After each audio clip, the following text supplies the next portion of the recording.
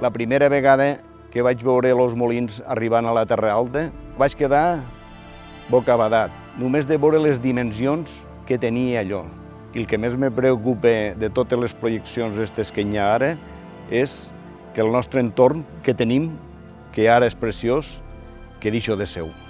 Us imagineu Santa Bàrbara, les Roques de Benet, l'Agulla, la del Migdia, la Plana, de Bot, tot ple de molins que ens tapen les vistes aquestes tan boniques que tenim.